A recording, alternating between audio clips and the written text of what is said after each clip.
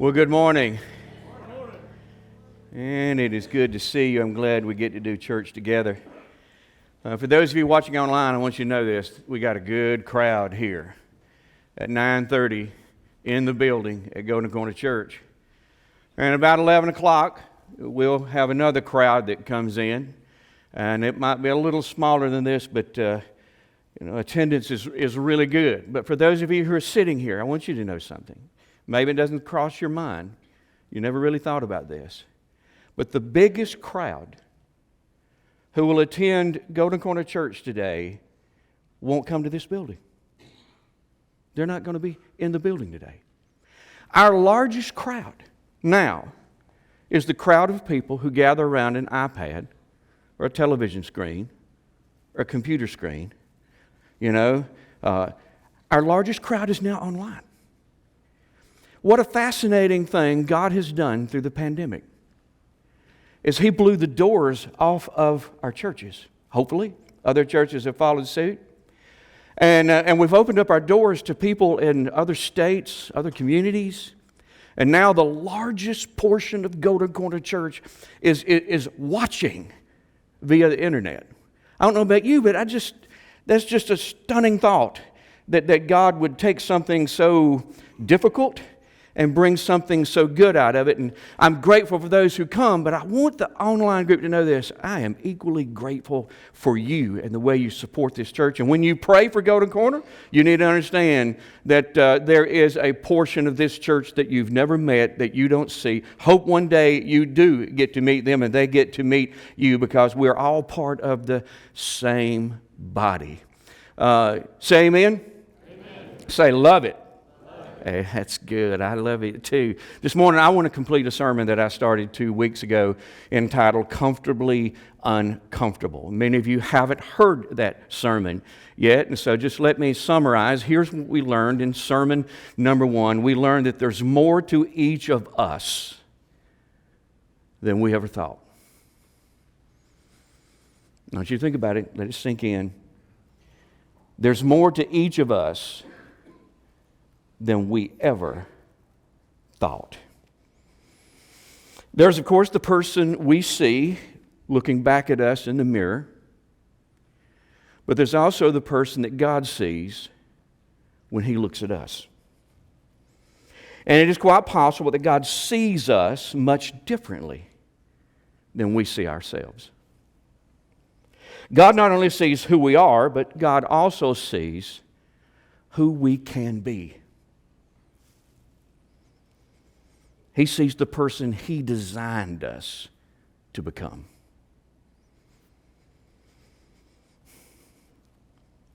God has placed great potential within all of us.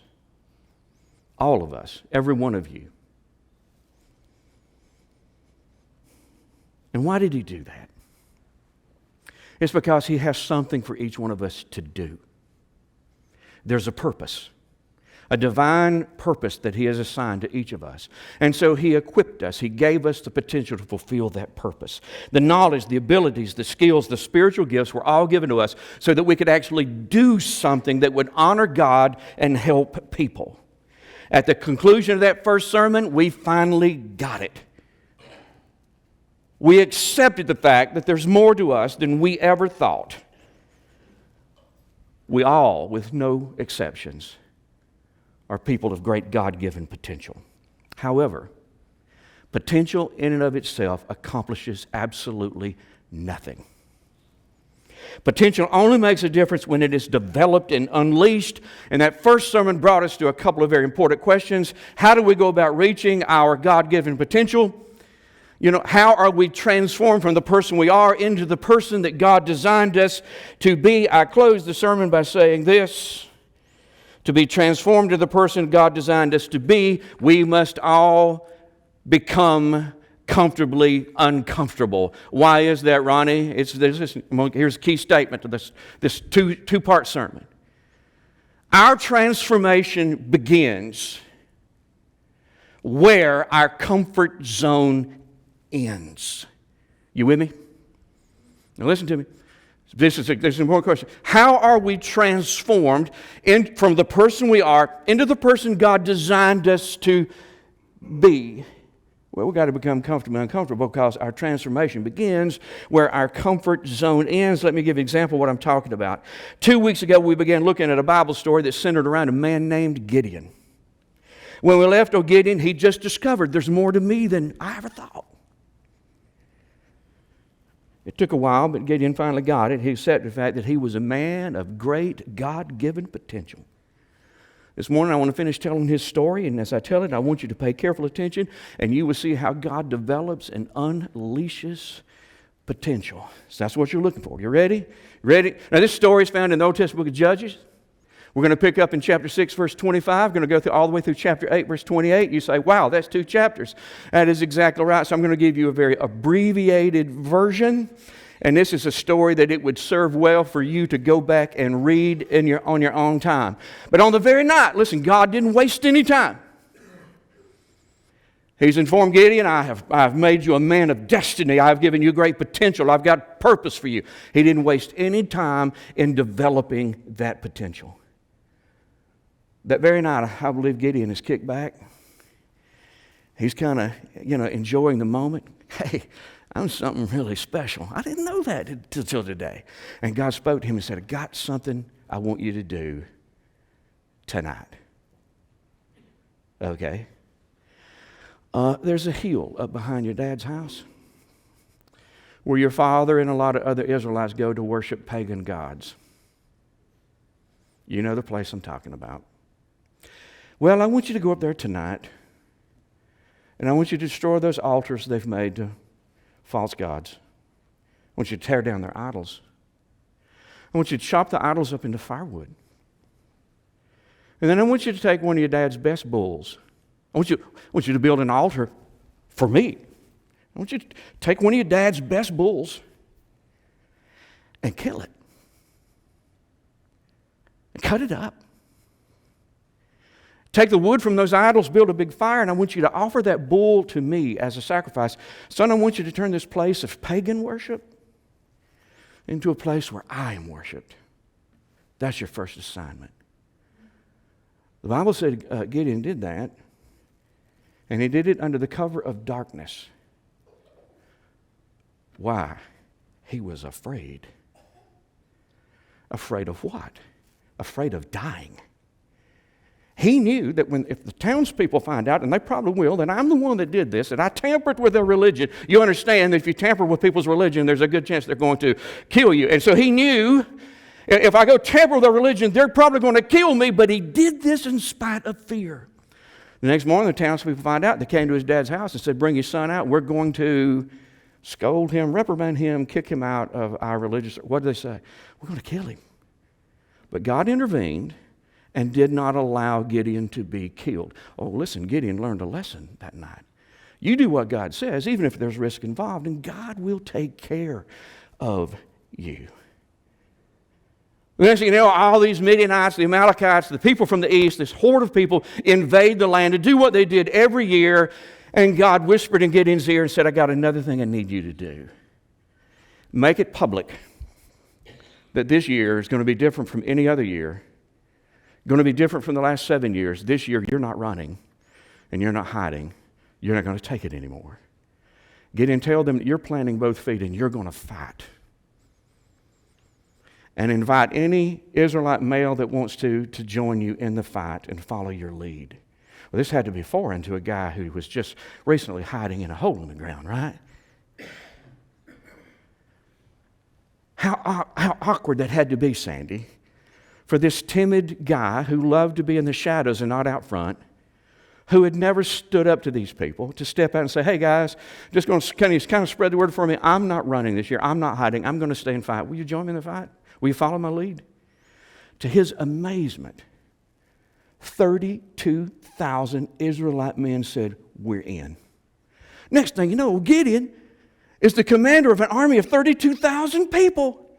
Now, he didn't know the exact odds that were against him, but we do because we know the story. Gideon knew that there's a whole lot more of them than us. However, he didn't know the odds were 4.2 to 1 against him with his 32,000.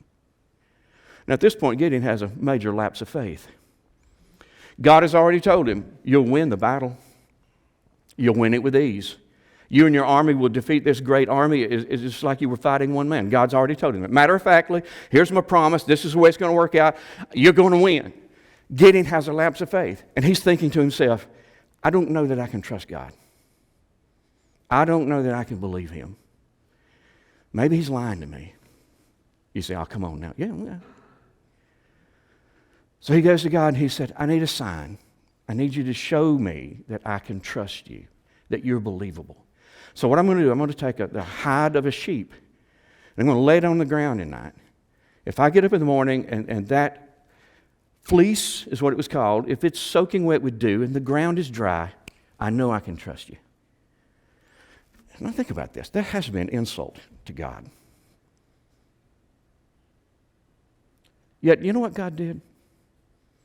Very patiently, with great understanding, God said, okay, if it's a sign you want, it's a sign you get. So Gideon got up the next morning, wrung water out of the fleece, no dew anywhere else, got his sign. You know what Gideon did? Gideon said to God, I just don't know if you're trustworthy. I'm just sorry.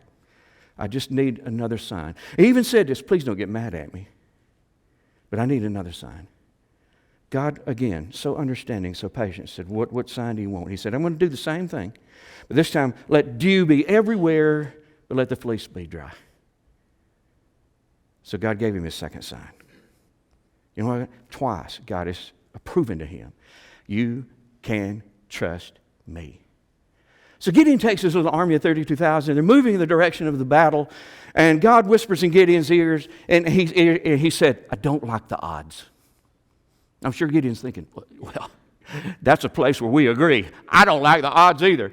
God said, you've got far too many men. If I'm going to give you the victory, another promise, and when I give you the victory, you guys have got so many men, you're going to think that somehow or another you did this on your own. So he said, here's what I want you to do, Gideon.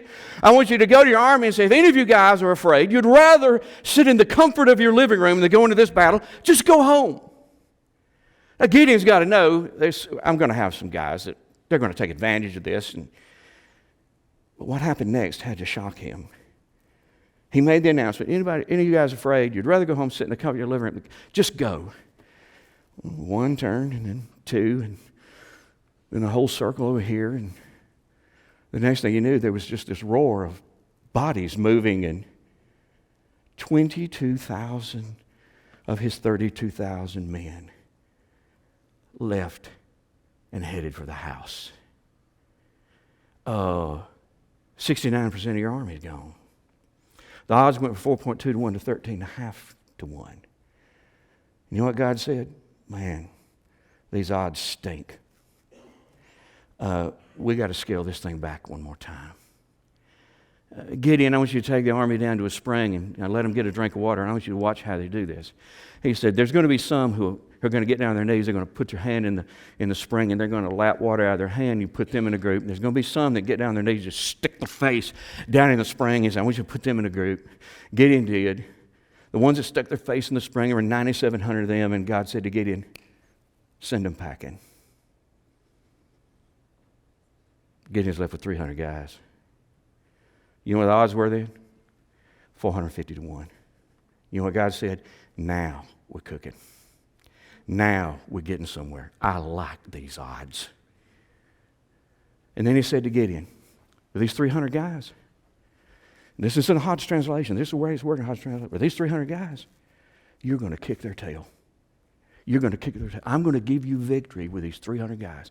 Now here's what I want you to do. With the 300 guys, in addition to the weapons they carry, I want you to give them a piece of pottery with a candle down in it. Got it. Give them a ram's horn that they can use as a trumpet. Got it. So Gideon gave these men pottery, candle, ram's horn to blow, but he did not elaborate on why. And I'll tell you why. I don't think Gideon's faith was there yet. He knew God's plan, but he didn't want to divulge God's plan just yet. That night, Gideon and his 300 men were camping above the Midianite camp when God spoke to Gideon. He said, if you're afraid, now think about this. Over and over again, God has been very clear to him. I promise you, you'll win. And you're going to win big. You're going to win easy. God said, son, if you're still afraid, I want you to crawl down to the edge of the Midianite camp and just listen. Because if you do that, you're going to hear something that encourages you greatly. Well, you know what Gideon did? Gideon said, well, I'm not really afraid. No, you know Gideon. He was afraid. He was still afraid. In spite of all these promises from God, all the signs, he's still afraid. So he got a buddy, and they crept down. They got next to the Midianite camp. About the time, one of the Midianite soldiers came, kind of yelled out from his sleep. He raised up. One of his buddies said, what is it? And man, the guy's pouring cold sweat, and he said, I just had a nightmare. It terrified me. And his buddy said, well, what was it? He said, I dreamed that a loaf of bread came rolling off of that hill and crashed into my tent and turned my tent over. Now, come on. Any of you guys horror movie fans? If you are, you've had some nightmares that trump that, right? Huh?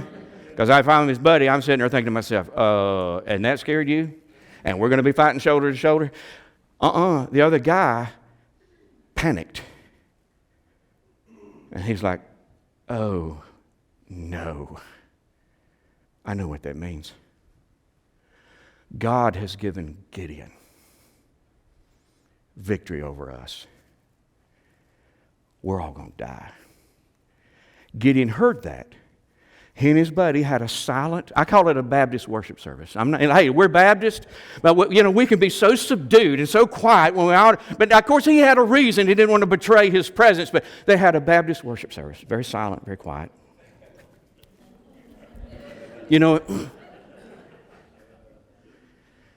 Never even know we've been there. They go back up to the camp. Gideon wakes all the guys up, and he said, get up. God has given you the victory. Get up, guys. He said, now here's what we're going to do. We're going to break up into 3 groups of 100. And he said, from this point on, you watch me. This is the guy that liked to hide in holes in the ground.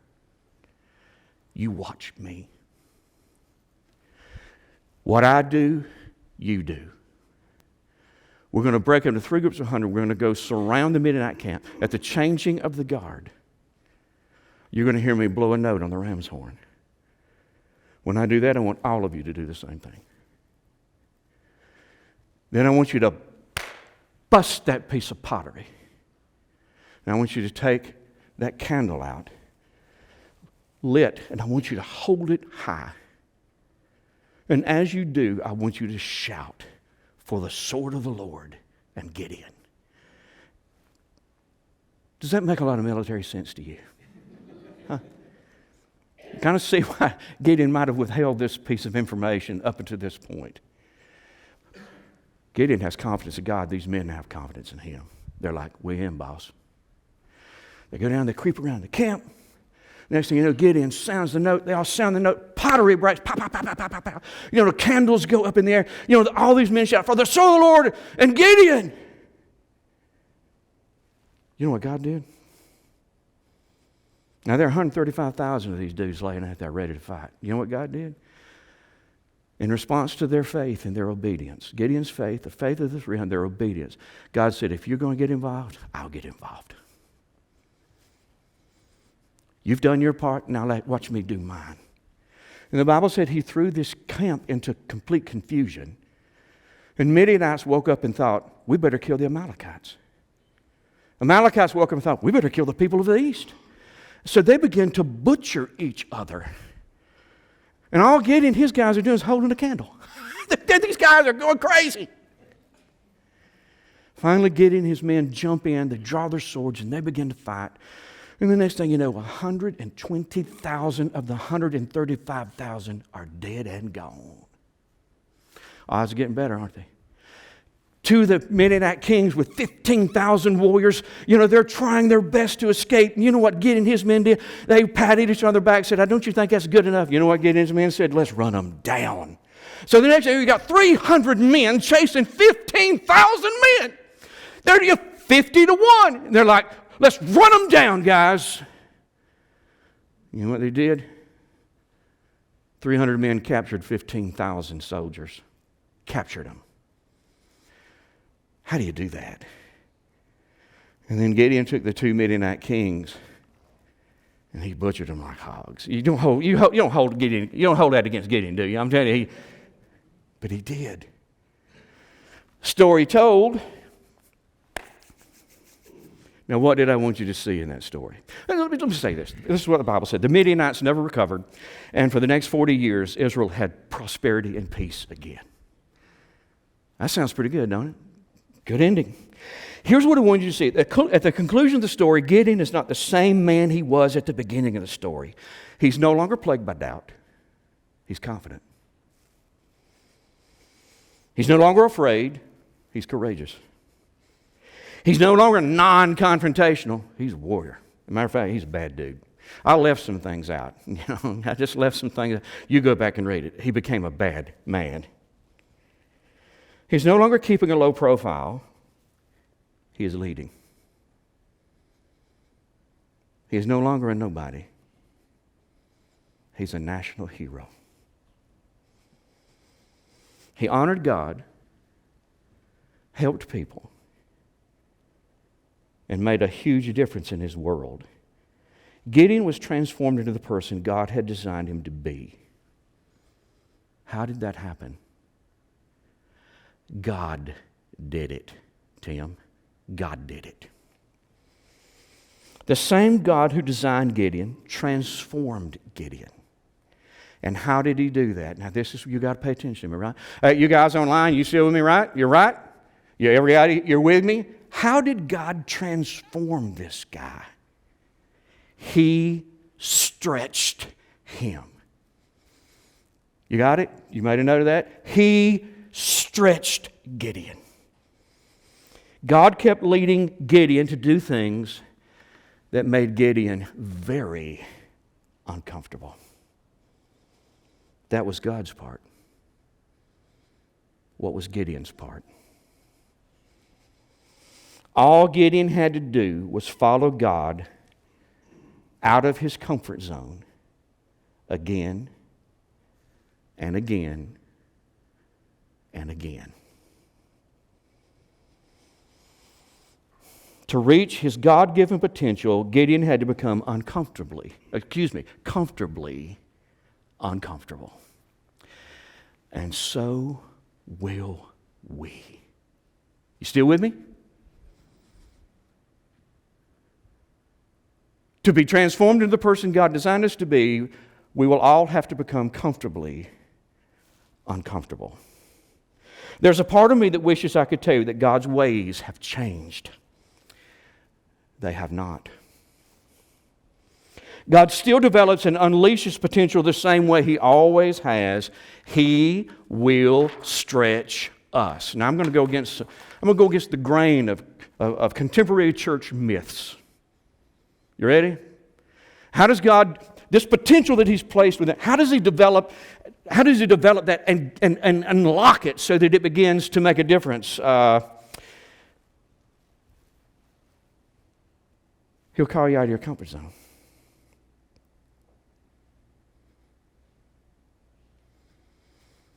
He will lead you to do things you've never done before.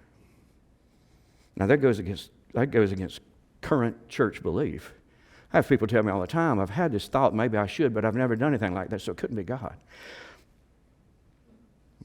No. That probably means it is God. God will command that you do some things that strike fear in your heart. The very thought of doing this terrifies you. I have people all the time say, I thought about this, but it just scares me, and I know God's not into fear.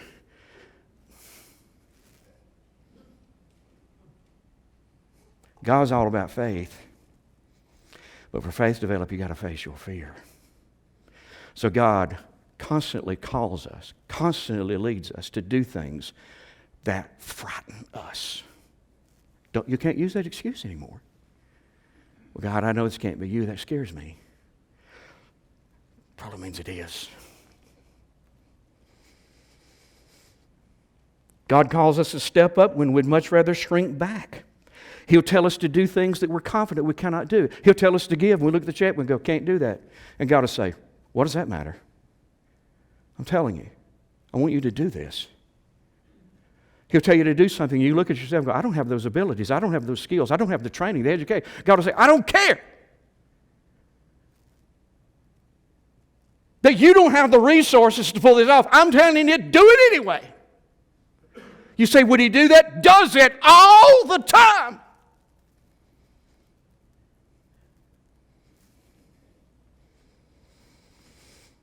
He'll tell you to do things that have a great risk attached.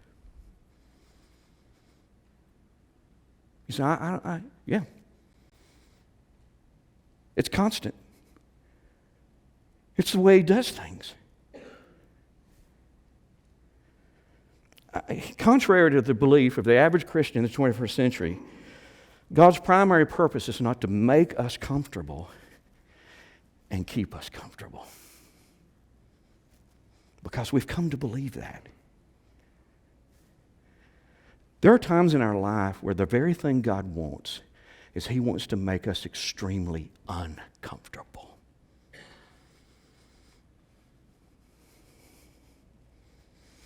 Very little growth takes place in the comfort zone. No one makes much of an impact in their world as long as they stay in the comfort zone.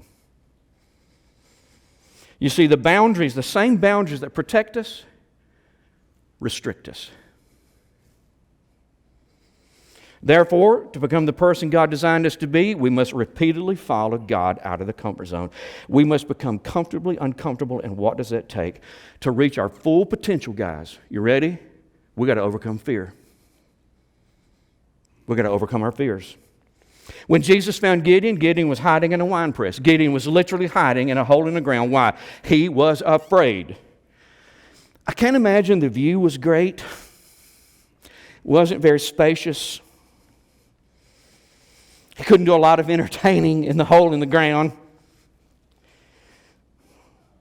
But Gideon was comfortable in his subterranean hideaway. Then Jesus came along with good news and bad news. Good news, Gideon. You're a man of incredible potential, and I'm going to use you to do great things. Well, that's good news. But Gideon also got some bad news. If you're going to reach your potential and fulfill your life's purpose, you've got to leave that hole in the ground and get very uncomfortable.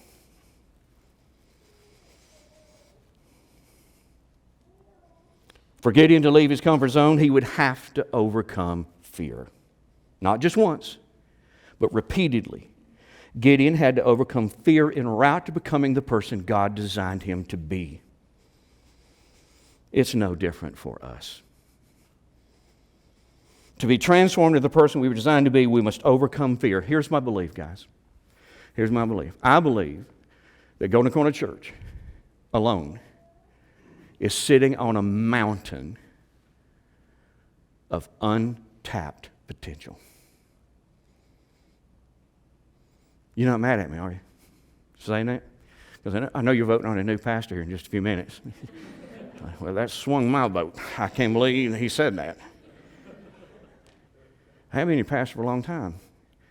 And I tell you what I see when I look out here. I see just a mountain of potential, and most of it absolutely untapped.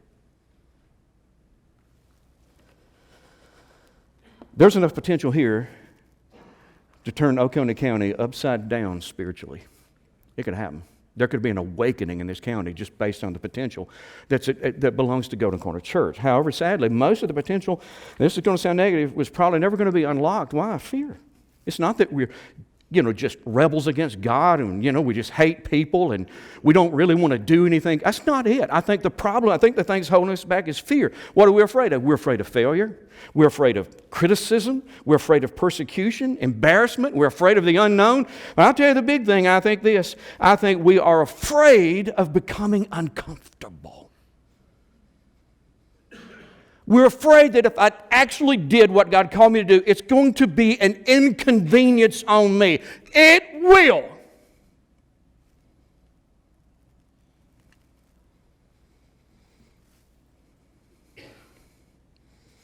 Fear keeps us behind the protective walls of our comfort zone, and battles aren't won, and lives aren't changed, and heroes don't shine, and God isn't honored as long as we have to remain comfortable. So how do you overcome fear? One step of faith at a time. That's it. Did you notice God didn't start out by telling Gideon, get your 300 guys and go jump these men. Go jump this big army. He didn't start off by telling them that, did he? He started with a much smaller assignment. Gideon just used the faith he had. And he obeyed God. Then the same scenario played out over and over again. Because Gideon was using the faith he had, Gideon's faith continued to grow. Finally, on the night before Gideon attacked the Midianites, Gideon's faith completely conquered his fear. This timid, indecisive, doubting man was never the same again. According to the Bible, Hebrews chapter 11 in particular, Gideon is not remembered for his fear. He is remembered for his faith.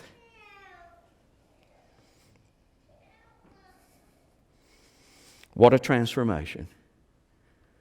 And how did that happen? One step of faith at a time. It worked for Gideon. And it'll work for you. When God leads you to step out of your comfort zone, use the faith you have and take that step. What faith, you ask? Well, the same God who was with Gideon is with you. The same God who helped Gideon is going to help you. Trust Him. Use the faith you have and you'll be given more faith. Make this your practice. And eventually faith will conquer your fear and you'll be comfortable being uncomfortable. Do you know what my greatest fear is? My greatest fear? Public speaking. Always has been. You think I'm listening? That's not an exaggeration. I'm telling you, always been my greatest fear. Coming up in school, when we had one of those assignments where you got to get up in front of the class and talk, you know what I did? I refused. I'm like, no, I'm not doing that. My teachers would go, whoa, whoa, whoa, whoa, whoa. That means I got to give you a 0. I go, you put a 0 in that little book, and it won't bother me one bit. I'm not getting them from that group and talking. Not going to happen. I remember, I can remember I had this interview for a job. And man, I aced it. The lady was hiring me. It would mean at least tripling my income immediately. And she said, now one thing you'll have to do is you'll have to get up in front of small groups of people and talk. I said, well, I can't do that. She said, I'm not talking about crowds. I'm talking about 6, maybe 10, at a time. And I said, I can't do that. She said, Ronnie, this will mean you don't get the job. I said, well, I guess you won't be hiring me today because I can't do that.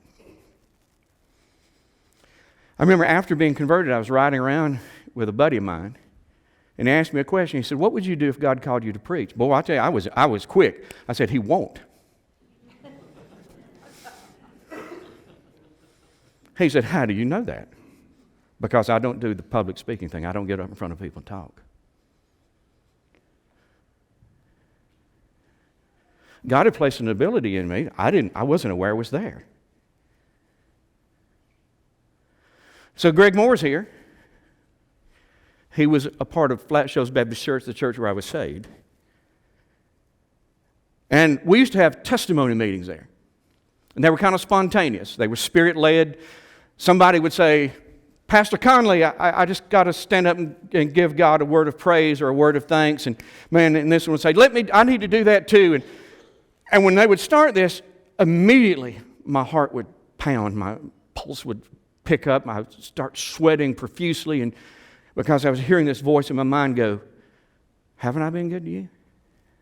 Yes. Haven't I blessed you? Yes. Don't you think you really ought to do what they're doing? No. I can't do that. And I would just literally, I would be exhausted from fighting it. And so relieved when finally the service was over. And this happened again, and it happened again and again. One Sunday night they started in. And so did God. And I just said, in my heart, I said, God, you're asking me to do something I cannot do. And this is what, I never get how clear it came. He said, Ronnie, can you stand up? I'm like, yeah. Well, here's what I'm asking you to do. You stand up and I'll do the rest. I'll never forget it, Greg. If you'll stand up, I'll do the rest. Will you stand up? Now, I'm really negotiating. I'm really begging him, please. He's like, I'm just saying, if you can stand up, and I'll do everything else. Well, the music actually started back. Everybody kind of had, well, I just stood up. People stopped playing. People turned and looked. I'm just standing there. Then God did his thing. Tony's parents there, his brother Curtis was there. It just flowed like water. I sat back down. I'm like, what in the world was that? When along, my pastor came to me and he said, Ronnie, I want you to conduct a prayer meeting. I said, well, let's start with this. Define conduct a prayer meeting. He said, I want you to get up and talk. I believe God's going to, if you'll say the Bible, I believe God's going to give you something to say. You just come up and say it. Oh, Lord, Donnie. He said, I want you to trust me on this. I just really believe you're supposed to do this. So, man, with great fear, I studied the Bible. I had a thought about the donkey that Jesus rode in Jerusalem on. I thought, you know what? If a donkey could get Jesus where he could change lives, why can't we get people to Jesus? That was my big theme. So I got up there that night, man. And my dad had a cassette recorder. He was going to record this. So I just started talking. 4 times. In this crude talk. And I got it on cassette. 4 times. I stopped. I had to. Because most of the people who were at that little prayer meeting were on their feet. Weeping, hands in the air, praising God. So moved. I go home. Lynn and Amy go to bed. I just sat on the couch. No TV. Staring straight into a wall. Wondering, what was that? What's happening here? It wasn't long after that God called me into the ministry and said, you know this thing that you're most afraid of is what I want you to devote the rest of your life to. And I'm trying to teach you something. If you just keep following me out of the comfort zone, I'll do everything else. If I had not started on that night and they were giving testimonies, if I hadn't taken the first step of faith, I don't know where I'd be. I do know this, that for the past 34 years of my life, I've made a living doing the thing that scares me the most. You know what I believe? There's potential. And everyone I'm talking to, everyone watching this service, there is potential you're not even aware you've got.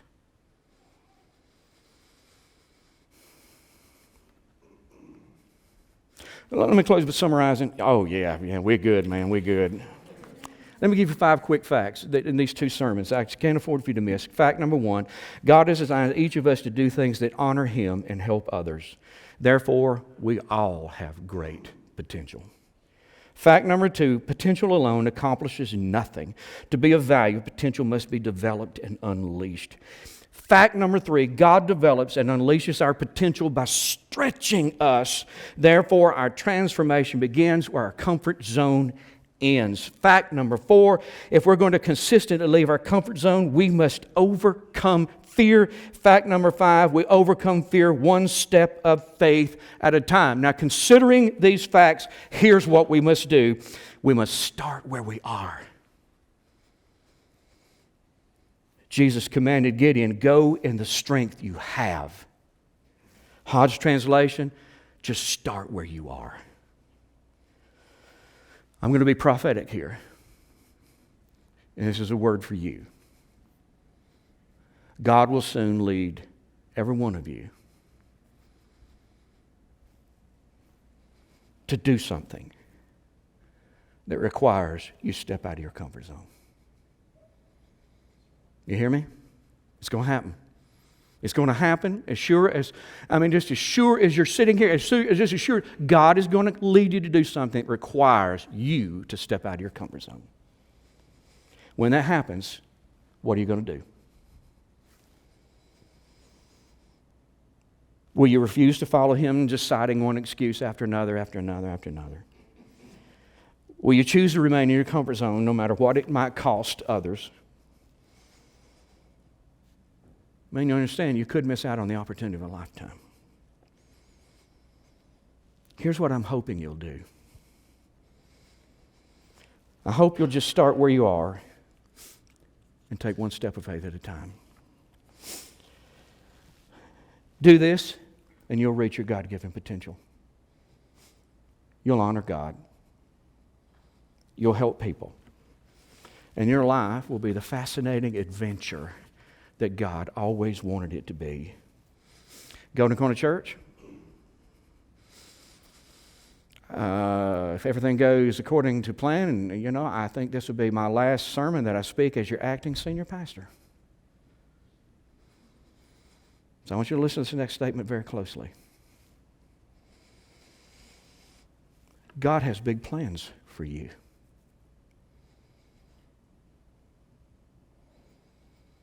God has big plans for Golden Corner Church. However, those plans will never be fulfilled.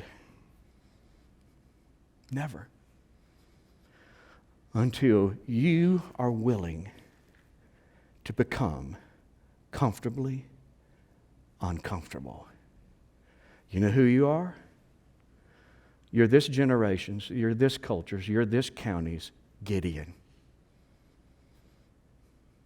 It's time for you to step up, step out of the comfort zone and follow God and become the person that He has designed you to be, the person of destiny, and fulfill the purpose that He has given for you. Do you hear me? Because some of you think I'm the exemption. No, you are not. The next time He whispers in your ear, I want you to do this. What are you going to do? You going to do it? Yeah. Man, we got 6. We might turn half of Walhalla around. Now listen to me. The next time He whispers in your ear and He calls you to step out of that comfort zone, what are you going to do? You going to follow Him out? Yes. Okay, got 12. We got Walhalla. All right, come on. Listen to me. What if Gideon had not done this? What he would have missed out on? What others would have missed out on? I don't want you to miss out on it. Let me pray for you, and then we're going to have a quick business meeting. Father, when you call us, when you lead us, I pray that you'll help us do this. Help us use the faith we've been given. Help us use the faith we've been given. And follow you out of the comfort zone. And help us do this over and over and over and over again. Until you see that we are the people you designed us to be and we're fulfilling the purpose that you have called us to fulfill. Ask it in Jesus' name. Amen.